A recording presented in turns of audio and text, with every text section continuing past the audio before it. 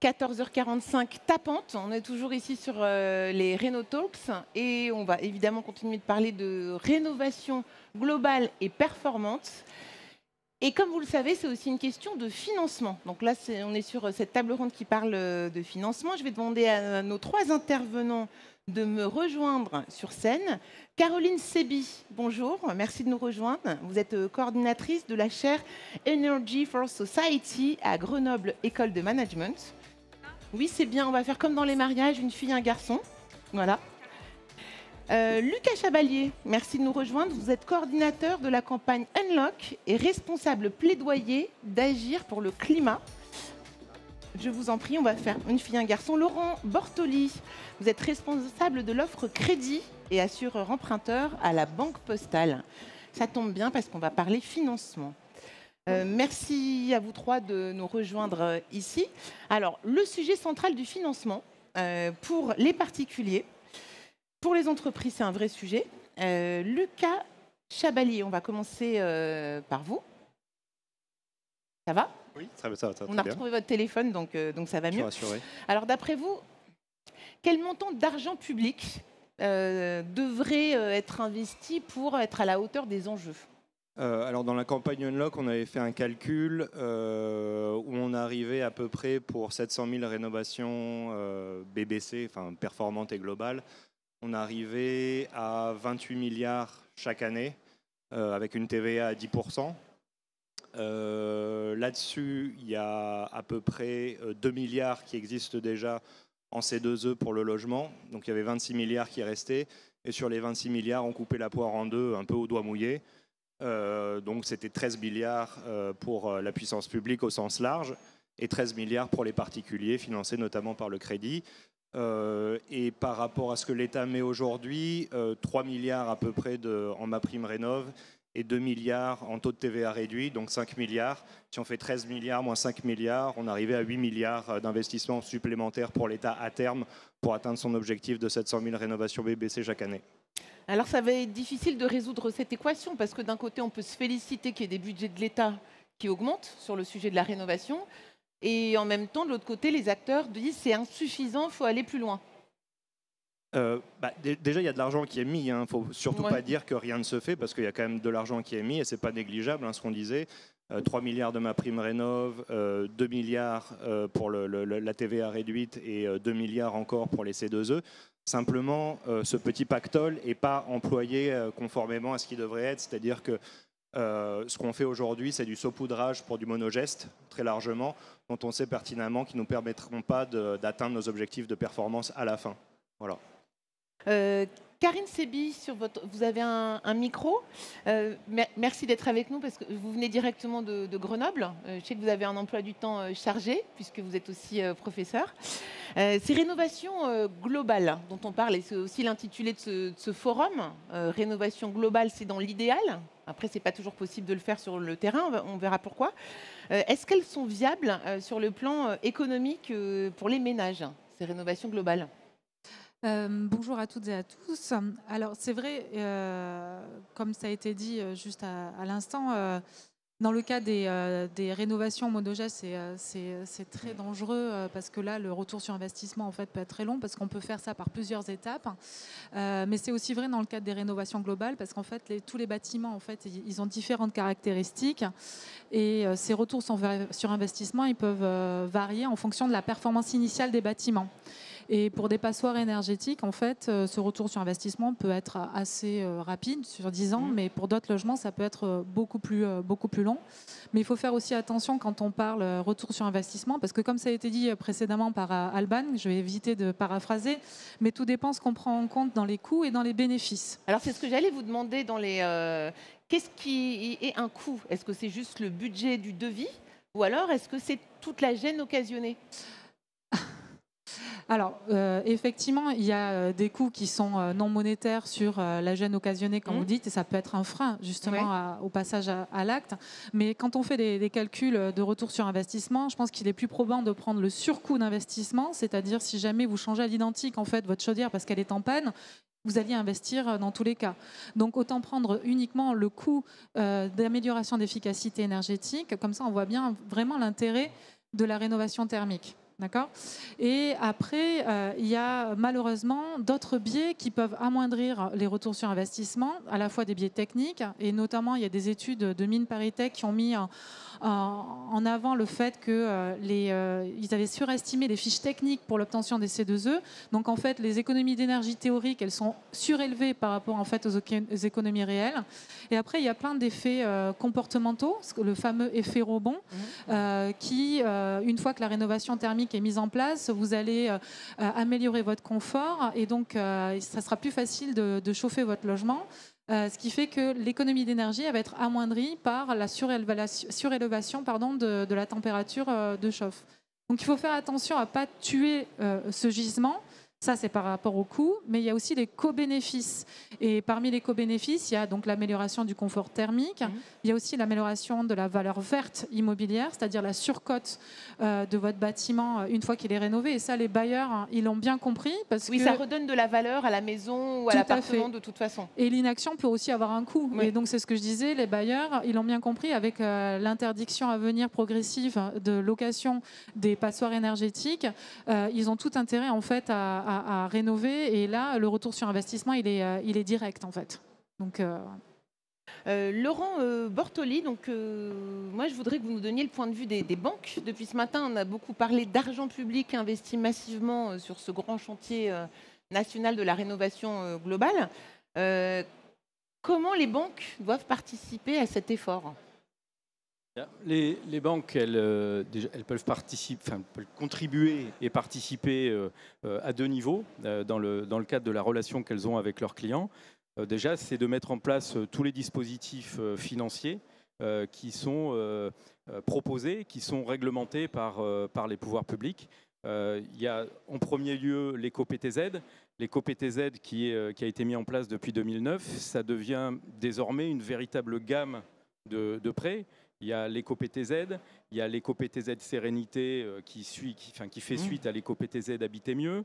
Il y a l'éco-PTZ Rénovation Globale qui a été rehaussé, réactualisé avec un montant majoré désormais à 50 000 euros à 0%, hein, puisque j'ai oublié de le dire, mais c'est quand même le point important, c'est un prêt à 0%, donc qui est incitatif compte tenu notamment des taux actuels et de la hausse des taux qui s'exerce depuis 18 mois. Et l'éco-PTZ Rénovation Globale, 50 000 euros sur une durée qui est augmenté, donc, puisque c'est un montant majoré remboursable sur une durée de 20 ans.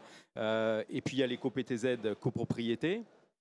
Voilà, donc ça devient une véritable gamme de financement. C'est des produits de prêts qui se déclinent un petit peu en même temps que MaPrimeRénov' se décline. Qui se déclinent, oui. Exactement, de la même façon et qui s'enrichissent au fur et à mesure du temps qui passe. Il y a beaucoup de gens qui en ont demandé pour le moment, ou ça commence juste. Pour vous donner un ordre d'idée... Il y a une dame qui fait...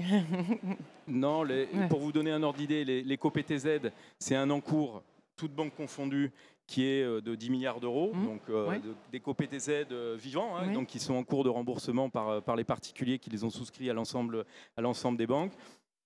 Pour vous donner un ordre d'idée de la montée en charge, c'était à peu près 400 millions d'euros de production, toutes banques confondues en 2017. Et en 2022, bon, 2023 n'est pas terminé, mais 2022, on a voisiné le milliard d'euros d'éco-PTZ distribués par les banques.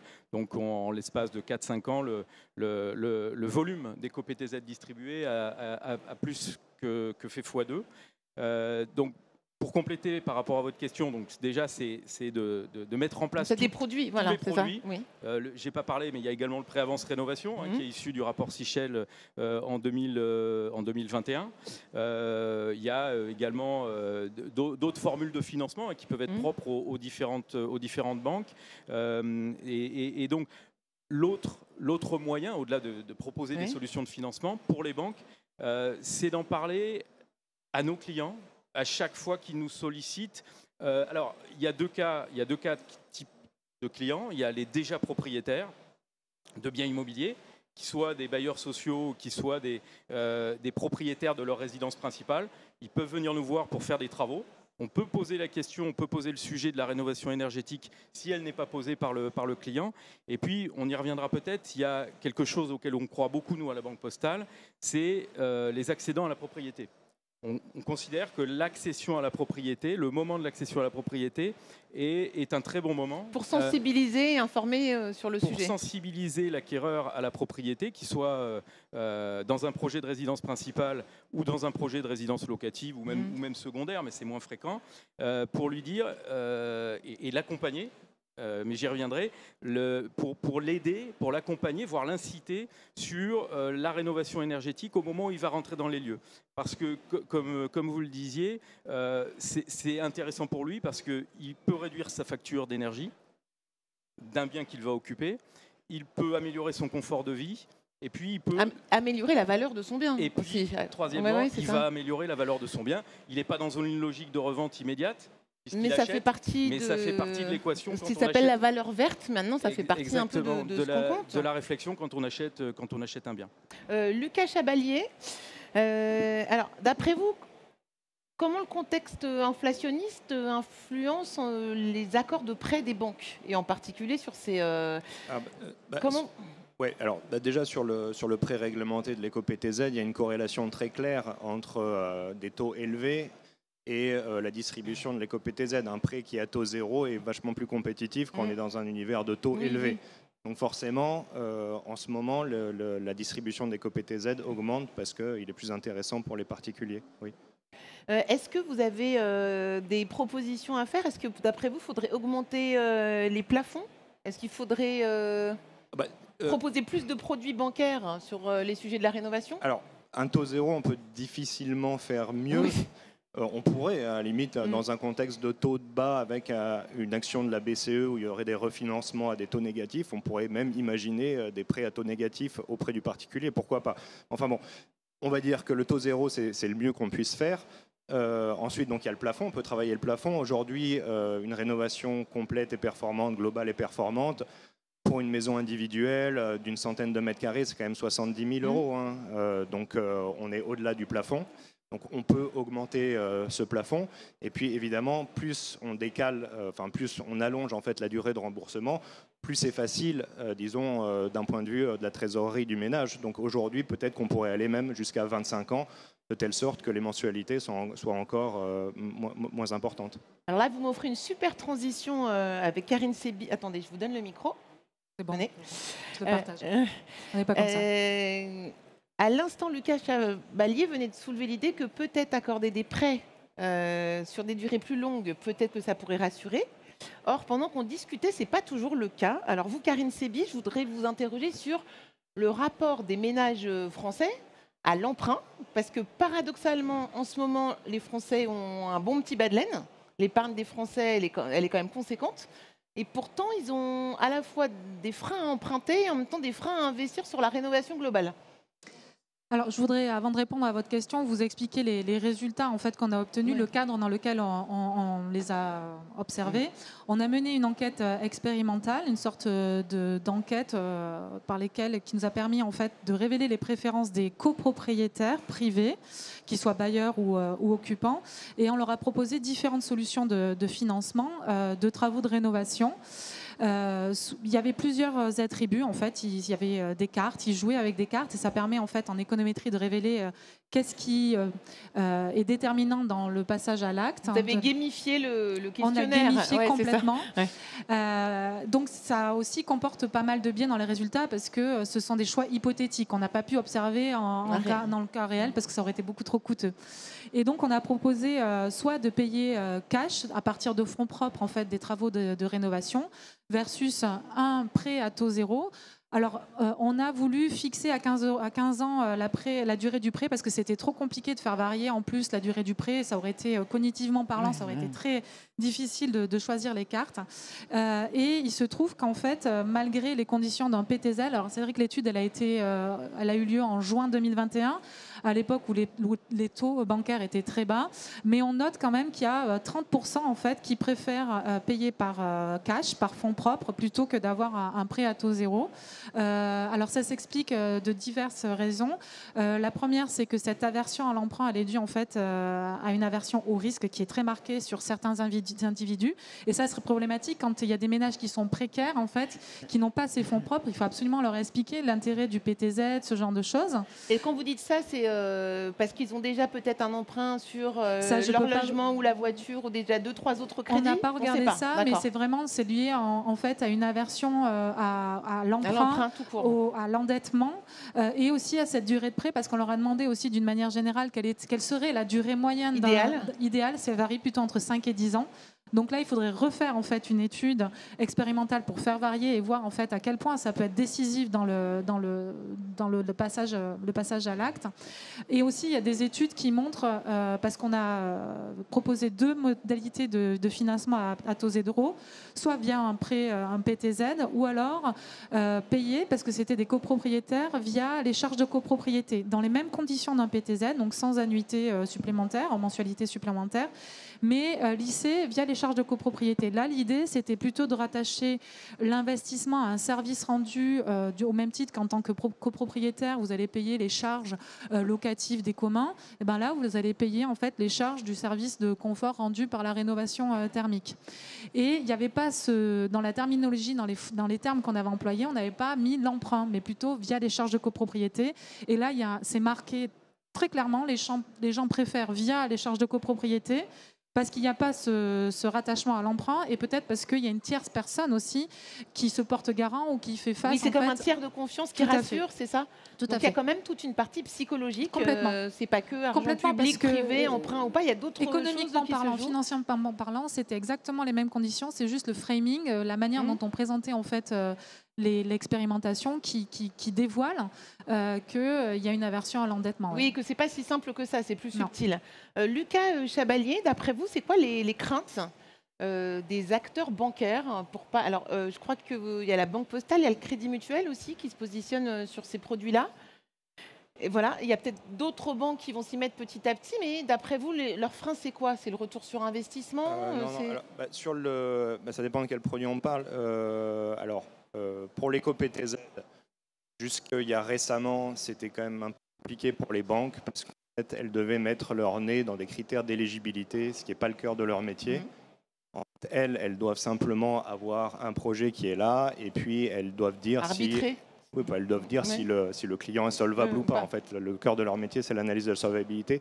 Donc là, avec l'éco-PTZ tel qu'il était défini avant, c'était un peu compliqué parce que voilà, il fallait qu'elles voient si les travaux étaient éligibles. Donc c'était compliqué. À la demande des banques, en fait, il y a une réforme et un couplage de l'éco-PTZ avec ma prime rénov. Ça a été demandé. Au bout de 2 ans, ils y sont arrivés et c'est en train d'être mis en place, c'est-à-dire qu'on a le dossier ANA, en tout cas les banques ont le dossier ANA, et à partir du moment où ils ont le dossier ANA, ils savent que ça répond à tel critère de l'éco-PTZ et ils peuvent simplement... Oui, donc ça prémâche un peu le boulot des banques qui n'ont parce pas que du coup à examiner toutes absolument, ces parce que c'était un des freins, c'est-à-dire qu'on demandait aux banques aussi de faire des choses qui n'étaient pas forcément de leur ressort. Après, sur le pré-avance rénovation, peut-être que Laurent Bortoli en dira davantage. Voilà, il y a l'incertitude qui est liée à un prêt qui est remboursé simplement à la mutation du bien. Donc, par définition, on ne sait pas quand il arrive ou au décès de la personne. Il y a aussi des risques qui peuvent être relationnels parce que la personne qui va rembourser, si c'est l'ayant droit, ce n'est pas la même personne qui a contracté le prêt. Il y a aussi des difficultés pour le distribuer parce que le public qui est visé, c'est très bien de fournir des solutions de financement bancaire à des publics qui normalement en sont exclus. Simplement, comme ils en sont exclus, les banques n'ont pas forcément accès à ce type de public. Oui. Donc en fait, il faut qu'il y ait un intermédiaire. Il faut aller les rencontrer et aller rencontrer les gens qui en ont peut-être le plus besoin, peut-être les habitants des passoires thermiques ou de gens en précarité, qui ne vont pas se présenter naturellement. En tout cas, les personnes, là pour le pré-avance rénovation, sont des personnes qui sont modestes, très modestes et qui sont âgées. Donc il faut aller les voir, je suppose. Voilà, mais en tout cas, les banques ne peuvent pas aller les voir, mais il faut qu'il y ait un intermédiaire qui puisse faire l'intermédiation. Laurent Bortoli, alors ce n'est pas par rapport à vous dans votre entreprise, mais en général, qu'est-ce qui fait que les acteurs bancaires ont l'air un peu craintifs Alors, je pense que il y a plusieurs choses. Sur l'éco-PTZ, toutes les banques distribuent l'éco-PTZ, l'éco-prêt à taux zéro. Et je rejoins ce que dit Lucas. Au démarrage de l'éco-PTZ, on demandait aux banques de contrôler l'éligibilité des travaux. Qui, n'étant pas spécialiste du bâtiment et des travaux d'économie d'énergie, était un vrai frein. Ça peut prendre un peu de temps. Désormais on n'a plus cette responsabilité-là. L'éligibilité à l'éco-PTZ est fait par les artisans, par les devis qui nous sont produits. Et on a simplement, nous, à faire notre métier, c'est-à-dire à faire un contrôle de solvabilité des clients. Et désormais, toutes les banques distribuent l'éco-PTZ. Il y a une vraie avancée, et effectivement, qu'on a poussée, qui est, nous, en tant que banque, qui est l'éco-PTZ MaPrimeRénov', parce que ça va dans le sens, finalement, de quelque chose, à notre sens, qui doit se développer encore, qui est la simplification du parcours client dans la rénovation énergétique et l'homogénéisation des critères d'éligibilité aux aides, au pluriel. Les aides, c'est MaPrimeRénov', c'est la valorisation des certificats d'économie d'énergie, c'est les aides locales, c'est l'éco-PTZ, c'est finalement toutes les aides disponibles pour financer la rénovation énergétique. Avec parfois des critères différents qui sèment la confusion et qui fait perdre du temps un peu à tout le monde. Exactement, avec des critères différents, des outils de simulation différents, des sites internet de souscription différents, et qui font que finalement, on a du mal à s'y retrouver. Pour les ménages comme pour les banques, en termes de conseils qu'on doit apporter, c'est complexe, c'est compliqué. Et donc l'homogénéisation qui a démarré avec l'éco-PTZ MaPrimeRénov' va vraiment dans le bon sens pour les particuliers comme pour ceux qui gravitent autour de la rénovation et du financement de la rénovation énergétique. Pour les particuliers et tous ceux qui les accompagnent aussi, alors que ce soit des banques ou... Exactement. Sur le préavance rénovation, effectivement, il n'y a que 2 banques qui y ont été depuis 2021. Alors, pour ce qui nous concerne, février 2022 et le Crédit Mutuel à peu près à la même période. C'est un prêt qui est assez complexe à mettre en œuvre et à présenter aux particuliers. C'est un prêt dont le dénouement, c'est la mutation du bien, la revente du bien. Donc ça finance les travaux de rénovation énergétique. Et le dénouement du prêt, c'est la mutation ou le décès. Dans les 2 cas, c'est pas toujours facile de se projeter. Dans les 2 cas, donc c'est pas toujours facile de faire comprendre ça à un client. C'est pas toujours facile de les inciter à aller vers de la rénovation énergétique avec cette perspective de remboursement. Et d'autre part, en termes de conception de produits pour les banques, c'est un casse-tête, non? C'est des prêts à durée non déterminée. Oui, d'accord. Donc, si vous voulez, c'est des prêts qui n'existent pas dans nos chaînes de traitement. Et donc, ça nécessite un coût de conception. Ça nécessite presque un produit bancaire innovant qui est totalement nouveau, qui est totalement neuf. C'est du prêt viager hypothécaire. Ça n'existe pas aujourd'hui dans les chaînes des banques. Et donc, en face de cet investissement, le sujet, c'est de savoir s'il y a de la demande. Et pour l'instant, il y a relativement peu de demandes. Pour la Banque Postale, Encore faut-il avoir l'info que ça existe. Il faut avoir l'info que ça existe. C'est ça. Nous, on en parle. On a eu un peu plus de 400 demandes. On en a transformé 50. On a fait 50 offres de prêt. Bon, là, c'est le début, c'est la phase d'amorçage. C'est le démarrage. Voilà, c'est ça. C'est le démarrage. Mais il faut bien aussi voir que ça fait plus d'1 an que ça a été mis en place et que ça reste des résultats relativement limités. Oui, il n'y a pas foule pour faire ces demandes. Voilà. Donc, je pense que le sujet sur ces financements réglementés et aidés, ça va être quel va être le marché et la demande. Est-ce que ça répond vraiment à une demande et est-ce qu'il y aura une demande assez forte? Et en face, combien de temps et quel investissement ça représente pour c'est vrai que ça fait beaucoup de questions et pas purement financières. Karine Sebi, moi j'ai une question pour vous. Les rénovations en copropriété, c'est le pain point. C'est là où c'est plus difficile, plus compliqué. Et c'est souvent un chantier complexe, voire sensible, avec des intérêts divergents dans ces copros.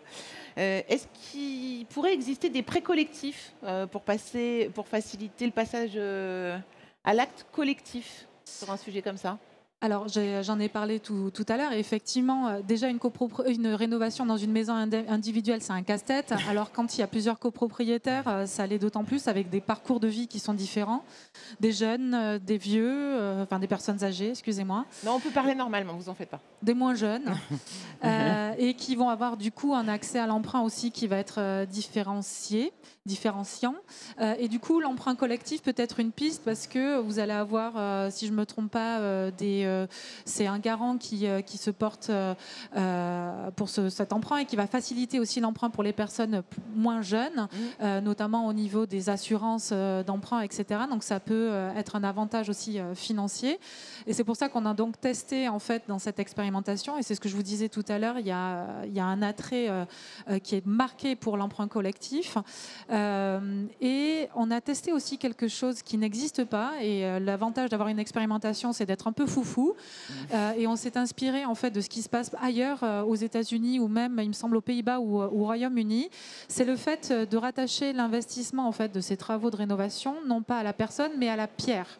Ce qui fait que si jamais il y a une transaction immobilière, une vente, eh bien c'est le futur acquéreur qui va continuer en fait à payer le reste à charge de l'investissement qui a été mis en place. Donc par exemple, moi je m'appelle Madame Dubois, j'ai acheté mon 2 pièces dans la copro, d'accord. Si j'investis dans des travaux de rénovation sur 15 ans, quand qu'au bout de 3 ans, vous partez, oui. Effectivement. Donc, le reste des annuités, 12 ans, donc, va être continué à payer par le futur acquéreur. Toujours dans cette optique de service rendu de la rénovation qui bénéficie à l'occupant. Donc ça pourrait être une piste. Alors, on l'a testé et les résultats sont tout à fait remarquables dans le sens où il y a une forte propension en fait à payer pour la rénovation dans cette condition-là, qu'on a évalué à 5 000 € supplémentaires par rapport à une rénovation, on va dire classique, de 15 à 20 000 €. Donc ça incite quand même pas mal les gens à le faire. On voit très clairement que le passage à l'acte est beaucoup plus facilité et rapide. Lucas Chavalier. Je vous sens frémir, exprimez-vous. Non, mais il me semble, en fait, là sur la copro, il y a un monopole de fait. Hein. C'est le groupe BPCE, je crois que c'est le seul à proposer du crédit en collectivité. Et même c'est la Caisse d'épargne Île-de-France. Il me semble que ce principe en fait, d'attachement à la pierre existe déjà dans les faits, puisque quand un copropriétaire vend son logement, il peut ou pas solder son emprunt. Donc ça existe déjà en fait. Alors ça existe déjà, est-ce que c'est utilisé ou connu? Parce qu'il y a plein de produits qui existent déjà et finalement quand on en parle dans des forums comme ça, il y a peut-être pas beaucoup de gens qui s'en servent. Alors après je pense qu'il faut plutôt poser la question à Laurent Bortoli, et pourquoi en fait il y a si peu de banques qui soient sur ce créneau, alors qu'en plus d'un point de vue du modèle économique, c'est plus rentable de faire de la rénovation globale et performante en copropriété. Le retour sur investissement est beaucoup plus rapide. C'est plus rationnel au niveau économique, organisation. Oui, parce qu'une rénovation en logement collectif, une rénovation complète performante, elle coûte à peu près 40% moins cher au mètre carré. Alors, sur les crédits copro collectifs à adhésion individuelle, il y en a de deux types. Il y a celui qui est géré par le syndic de copropriété et donc dont les échéances sont prélevées au même titre que des appels de fonds de charges, comme vous le décriviez. Et puis, il y a le crédit copro à adhésion individuelle géré par les banques, c'est-à-dire qui va gérer toute l'adhésion des copropriétaires et le prélèvement des échéances à due proportion de leur tantième dans la copropriété. Donc là, c'est totalement géré par les banques. Effectivement, BPCE a les deux formules et c'est le seul, je crois, avec Domo Finance qui également intervient sur ce même schéma, sur ce thème. C'est pas très connu finalement. Alors, c'est pas très connu aujourd'hui.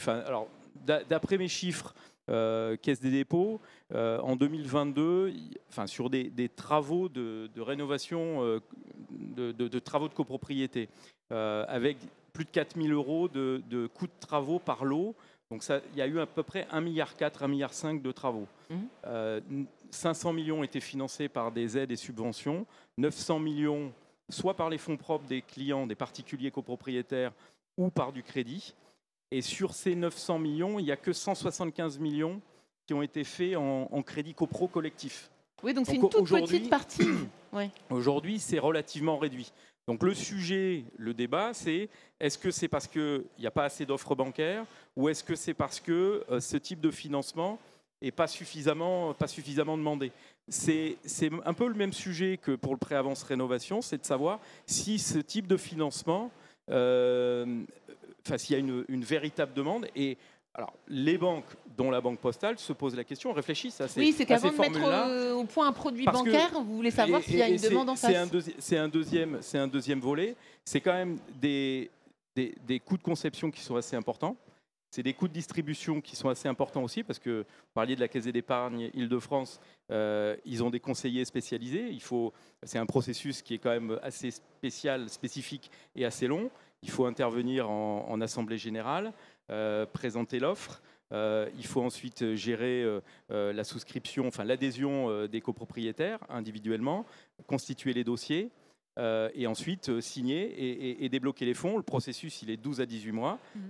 C'est sur le plan financier assez lourd à mettre en place. Il faut accorder un prêt à un taux et le mettre en place 12 à 18 mois plus tard. Enfin, c'est des crédits qui sont assez complexes d'un point de vue d'une banque. Moi, je vous donne mon avis d'un point de vue d'une banque. Le retour d'expérience, c'est effectivement celui-ci. C'est ce qu'on appelle les coûts transactionnels en fait, pour le banquier. En fait, c'est que c'est très coûteux pour lui en fait, de proposer ce genre de prêt. Et c'est pour ça aussi que ça s'explique par la faible offre en fait, de ce type de... Alors, est-ce que cette offre ne va pas être amenée à se structurer dans les mois, années qui viennent? Je ne veux pas faire la boule de cristal, mais dans les autres tables rondes, on parle beaucoup de... Oui, il faut de l'argent public, mais aussi que les banques jouent le jeu.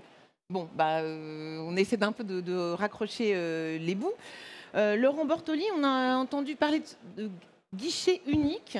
Est-ce que ça pourrait être peut-être une piste? Guichet unique, souvent on utilise ce terme-là pour le secteur public avec une seule interface. Bon, maintenant souvent en ligne ou alors des guichets physiques pour avoir toutes les infos autour d'un sujet. Est-ce que ça serait une piste? Alors moi, je vous donne mon avis à titre personnel. Ouais, je veux bien, vous êtes là. Je l'évoquais tout à l'heure. Tout ce qui va, surtout pour les ménages et les particuliers, tout ce qui va dans le sens de la simplification de leur parcours rénovation énergétique, définir les travaux, obtenir des devis, simplifier la souscription des aides et du reste à charge, tout ce qui va dans cette simplification et dans l'homogénéisation des critères d'éligibilité aux aides et au financement, va dans le bon sens. Donc moi, le guichet unique, et notamment pour les projets de rénovation globale, Pourquoi pas ? C'est des rénovations par lot, peut-être moins, mais en tout cas sur des projets de rénovation globale qui nécessitent quand même un accompagnement à la fois d'un point de vue technique sur la rénovation, mais également sur le financement, me semble être une bonne solution. Lucas Chabalier, qu'est-ce que vous penseriez de... peut-être, il y en a qui proposent ça, de prendre en compte les économies d'énergie qui sont réalisées.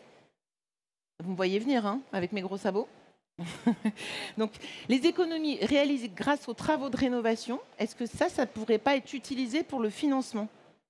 Alors, c'est une demande qu'on porte depuis très longtemps auprès des acteurs bancaires, de la Fédération bancaire française aussi. On a plutôt une fin de non-recevoir dessus, probablement parce que pour l'instant, c'est pas suffisamment fiabilisé, les travaux de rénovation complète et performante pour anticiper de réelles économies d'énergie. C'est un peu trop nouveau pour pouvoir... c'est ça ? Oui, en tout cas, pour l'instant, il n'y a peut-être pas suffisamment d'offres qui, en fait, seraient de nature à rassurer tout le monde, aussi bien le client que les banques. Ceci dit, ça existe quand même, hein, puisqu'ici... il y a tout un tas d'entreprises. Enfin, je pense par exemple à Dorémy ou alors à l'association F-Énergie. Ils font des rénovations qui sont globales, complètes, performantes. Et on sait qu'on arrive aux résultats qui sont visés. Donc, en fait, en procédant d'une certaine manière, ces économies d'énergie sont sûres, en fait. Le problème, c'est que si... prendre en compte en fait ces économies d'énergie, ça permettrait d'élargir en fait la partie de la population qui est solvable, qui est solvable. Parce qu'aujourd'hui, quand on va demander un éco-PTZ ou tout autre prêt, en fait, il y a une limite qui est celle des 35% du taux d'endettement. Mais là, c'est quand même plus que dommage de ne pas prendre en compte cette poche de solvabilité supplémentaire et de l'intégrer au profil de solvabilité en fait de l'emprunteur. On disait tout à l'heure qu'il y avait une fenêtre de tir sur laquelle tout le monde s'accorde, qui est la mutation du bien. On arrive, on achète une maison individuelle, on a notamment des projets, on veut faire des travaux. Mais souvent, les propriétaires qui sont primo-accédants ou les propriétaires qui sont modestes sont au maximum de leur capacité d'endettement. Donc en fait, il n'y a pas de poche de solvabilité supplémentaire. Oui, il n'y a rien de plus à... Il n'y a pas. Donc soit, effectivement, on change les critères parce qu'on se dit, il n'est pas question de prendre en compte 100% des économies d'énergie parce qu'il y aura des variabilités dont on parlait tout à l'heure. Il peut y avoir des effets comportementaux, il peut y avoir aussi une augmentation du prix de l'énergie, etc. Mais il faut avoir en tête que ça porterait sur des factures, en tout cas pour les passoires énergétiques, qui ont été écrasées. Donc on réduit la consommation entre 4 et 8. Ah oui. Donc en fait, s'il y a un effet rebond, s'il y a une augmentation du prix de l'énergie, elle va porter sur une facture qui a été écrasée.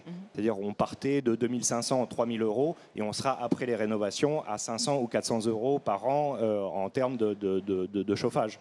Voilà. Est-ce que vous pensez que vous allez vous faire entendre petit à petit sur cette proposition? Parce que c'est un temps long, on le rappelait ce matin. Oui, alors j'espère, parce que en fait, tout ce qui ne pourra pas être pris en charge par du crédit devra l'être par de l'investissement public.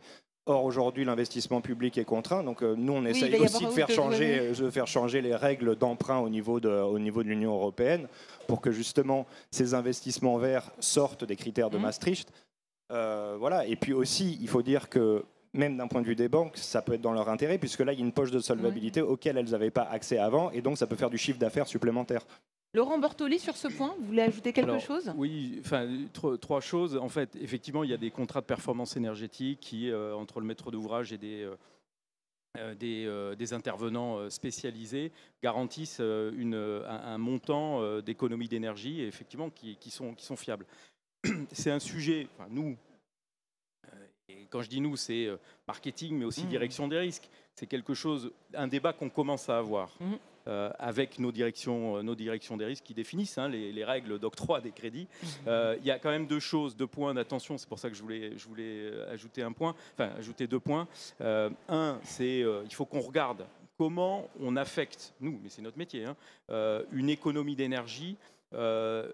Futur, le budget de cette économie d'énergie au remboursement d'un financement supplémentaire et additionnel, et non pas un autre poste de dépense du ménage. Ça, c'est un premier point. Et ça, c'est à nous de concevoir, d'être imaginatif et de réfléchir à comment on fait ça. Le deuxième point, et ça qui ne dépend pas que de nous, même si on est en contact et qu'on est en négociation et discussion avec la Banque de France sur ces thématiques-là, il y a depuis maintenant 3 ans des normes qui sont contraignantes pour les banques, qui s'appellent les normes HCSF, au Conseil ou au Comité de la sécurité financière, et qui encadrent les banques sur le calcul de l'endettement des clients. Ah oui, et sur la durée des crédits. Pas de plus de 25 ans sur les crédits et pas d'endettement supérieur à 35%. Il y a une tolérance de dépassement jusqu'à 20%, je ne vais pas rentrer dans la technique, mais dans ces calculs d'endettement client, la Banque de France, aujourd'hui, n'intègre pas dans le contrôle qu'elle opère sur les banques, sur nous, les distributeurs, elle n'intègre pas l'économie d'énergie dans le calcul du taux d'endettement maximum des clients. Donc ça ne vous aide pas non plus à, à mettre au point des produits qui répondent... Envisager d'accompagner les clients dans l'intégration d'une économie d'énergie dans le calcul de l'endettement qu'on fait pour eux. Donc voilà, il y a quand même un peu de lobbying à faire aussi. C'est pour ça qu'il faut qu'on aille voir le HCSF ensemble. Il faut qu'on aille voir le HCSF ensemble et la Banque de France ensemble. Alors l'avantage d'un événement comme ça, c'est que là, vous avez tous les acteurs du sujet, donc vous pourrez aller ensuite faire de la négo, du lobbying dans des petites salles, dans des grandes salles à la tribune. On a le temps de prendre quelques questions sur le financement, parce que c'est quand même un sujet. Est-ce qu'on peut... Attendez, on va vous donner un micro. C'est pour ici, s'il vous plaît. Non, bougez pas, parce qu'on en a d'autres. Bonjour, madame. Ça va? Bon, moi, je suis une banquière aussi, comme mais très bien. On a besoin de vous. On a souvent justement la problématique des éco-PTZ. Et la problématique qu'on a, c'est qu'aujourd'hui, on n'a pas forcément... Alors, l'offre, je comprends qu'elle vient de sortir, mais on ne l'a pas encore exactement mis en place au niveau des banques. Sauf la Poste et Crédit Mutuel. Là, je rejoins à 100%, c'est les deux qui sont aujourd'hui prêts. Mais nous, la problématique qu'on a, c'est que nos clients, quand ils font une rénovation énergétique, ils ont des factures à peu près de, on va dire, 40 50 000 euros. Et on leur demande d'avancer la somme, alors que l'éco-prêt va justement prendre le reste à charge. Et la problématique, elle est là. Donc, j'ai bien compris que le reste à charge, la rénovation, c'est que pour les ménages un peu en difficulté. Mais il n'y a pas que ça. Et la problématique, elle se pose surtout là. C'est qu'on leur demande d'avancer de l'argent. Et donc, Et la problématique, c'est que le 50 000 ou rembourse... 60 000 euros, c'est de toute façon pas évident, même pour un ménage moyen. Mais complètement, parce que la problématique, c'est qu'on leur demande d'avancer de l'argent. Ils n'ont aucune visibilité sur le remboursement de MaPrimeRénov' et des C2E, parce que c'est là, je rejoins 100%, c'est une usine à gaz. Et la problématique, elle est là. Donc, ça freine aussi les ménages à faire cette rénovation. Le sujet de l'avance des fonds. On est à l'écoute de vos questions. Il y a quelqu'un là-bas, à droite, monsieur, on vous a vu. Levez bien la main pour que le...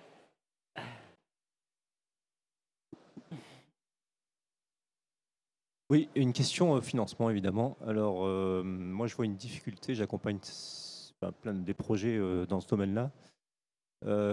Et ça concerne les propriétaires privés bailleurs. En fait, ils n'ont droit à pratiquement aucune aide. Souvent, ils sont en SCI ou des choses comme ça, alors que ce sont eux qui ont les fonds privés. Souvent, ils ont... On est d'accord, on n'est pas d'accord, mais la France est comme ça. Il y a beaucoup de propriétaires privés qui ont des fonds à investir, mais on ne les accompagne pas. Alors, est-ce que les banquiers ou autres ont des solutions à proposer, ou est-ce que le lobbying va réussir à peut-être débloquer ça un de ces jours, mais prendre l'argent là où il y a l'argent, en fait. Alors, Karine Sébi. Alors, je ne pourrais pas répondre entièrement à votre question, mais alors c'est vrai que je veux juste faire un petit historique des aides qui ont été proposées jusqu'à présent, à savoir qu'au départ, il y avait le crédit d'impôt, le CITE, le crédit d'impôt pour la transition énergétique, et la Cour des comptes a montré en fait que ce CITE s'adressait principalement aux ménages les plus riches du dernier décile, et qui n'incitait pas justement les autres ménages plus modestes ou plus précaires à se lancer dans la rénovation. Du coup, ils ont changé pour MaPrimeRénov', qui petit à petit a exclu ces derniers déciles par des soucis d'équité, etc. Sauf que c'est peut-être... alors ça me fait du mal aussi de le dire, mais le problème c'est que ça a mis un coup de frein à la rénovation, parce que comme vous le dites, ce sont des personnes qui sont en capacité aussi de financer cela. Donc peut-être qu'il faudrait effectivement simplifier, ouvrir c'est que là, en les fait, on a conditions fait un virage à 180 degrés. Au départ, c'était... Qui se comprend. Oui, mais la rénovation, c'était voilà, un crédit d'impôt pour les plus aisés. On avance toujours à l'aveugle, ils en en fait. sont exclus. En Voilà, fait. Donc ça, c'est vrai qu'on est peu... passé d'un extrême à l'autre un peu. Donc effectivement, donc ça c'est dommageable pour le secteur. Après, par exemple, si on revient sur l'interdiction de location des bailleurs privés, moi ça fait une petite dizaine d'années que je travaille sur les politiques publiques. C'est des discussions que j'entends depuis plus de 10 ans. Ça a été annoncé en 2018, ça commence à être mis en œuvre. Là, les gens en fait, ils se disent, mais en fait, ils le font. Donc il faut aussi qu'on commence à mettre le pas, parce que malheureusement, le coup de bâton marche mieux que la carotte. Et c'est vrai, parce qu'on l'observe toujours dans la fameuse enquête expérimentale qu'on a regardée. On a regardé justement les profils de copropriétaires bailleurs et les copropriétaires occupants. Et on voit en fait que, contrairement d'ailleurs à ce que dit la littérature, les propriétaires bailleurs, ils sont plus incités à mettre en place la rénovation, sauf qu'ils sont peut-être bloqués par la complexité du processus, etc. Parce que derrière, ils savent qu'il y a une décote immobilière et qu'ils risquent aussi de ne plus pouvoir louer leurs biens. Donc, il y a effectivement un potentiel à ne pas tuer aussi par rapport à ça. Monsieur, est-ce que ça répond partiellement à votre question? Parce que Karine a bien dit, je vais répondre partiellement. Je crois qu'on a encore le temps de prendre quelques questions. Ça serait pour madame avec le t-shirt rose.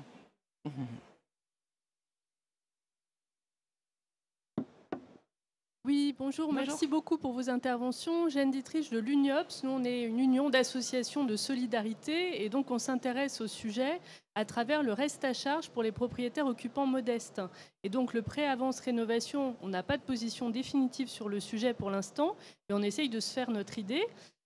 Pour l'instant, on est quand même assez réservé dans le sens où on se dit que des propriétaires occupants modestes relativement âgés dans des zones où les reventes ne vont pas se faire forcément dans de très bonnes conditions, ça nous semble constituer deux obstacles. En fait, la durée du prêt, d'une part, et d'autre part, le fait que la revente ne se fera pas forcément de façon très avantageuse pour le ménage. Donc, c'est une première réaction. En ayant écouté toutes vos interventions, je reste un peu avec ces réserves, mais je veux bien vous faire réagir si vous avez des éléments pour nous convaincre un peu plus. Et puis ensuite, merci pour la présentation du prêt attaché à la pierre. Je trouve ça intéressant.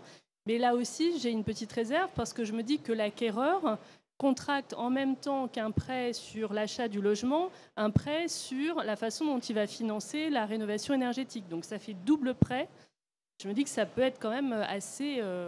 Sauf que le prix de lourd. revente, en fait, reflète justement le fait qu'il y ait ce reste à charge. D'accord, ok. Donc C'est la ce qu'on valeur, a du marqué bien, la dans- valeur du bien est augmentée à hauteur de la contribution. Justement, la valeur du bien, elle inclut oui, d'accord. les travaux de Mhm. rénovation. C'est ce qu'on a marqué, on l'a précisé. Mais encore une fois, c'est des choix hypothétiques, même si apparemment ça a été mis en œuvre. Mais ça existe, mais ce n'est pas mis en œuvre aujourd'hui. Merci beaucoup. Sur le prêt, oui, non, juste pour vous dire sur le prêt avance rénovation, pour vous donner une illustration. Donc d'abord, si on l'a mis en place, c'est qu'on y croit, mais ça va s'inscrire dans la durée. On a, comme je le disais, un peu plus de 400 demandes, 50 prêts qui ont été mis en place. La différence entre les deux peut paraître importante, c'est juste pour vous illustrer. Il y a eu un premier sujet de certains clients qui n'avaient pas les fonds nécessaires pour financer les frais de prise de garantie. Sur 20-30 000 euros, c'est 500 à 1 000 euros de frais d'acte notaire, et c'est des ménages modestes, comme vous le disiez, et ils n'ont pas cette trésorerie-là.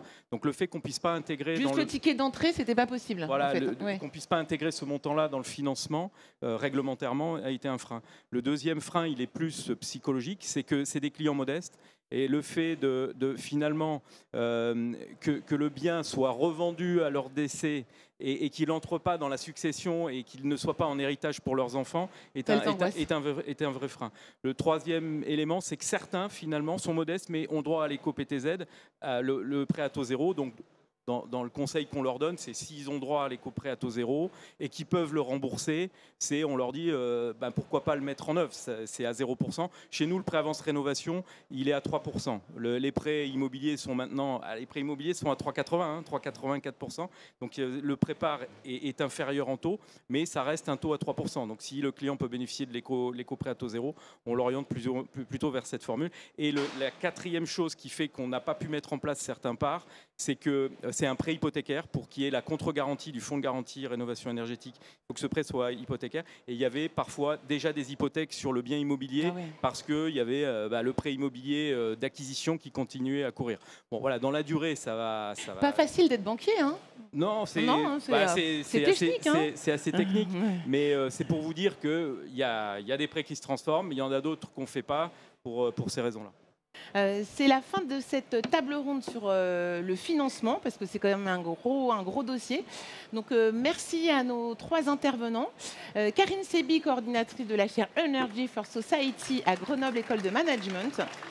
Lucas Chevalier de Unlock France et Laurent Bortoli. Merci beaucoup pour la pédagogie. Vous nous avez fait un peu Jamy dans C'est pas sorcier. Donc ça nous a bien éclairé. Merci. Je vous retrouve ici dans 45 minutes pour la séquence suivante.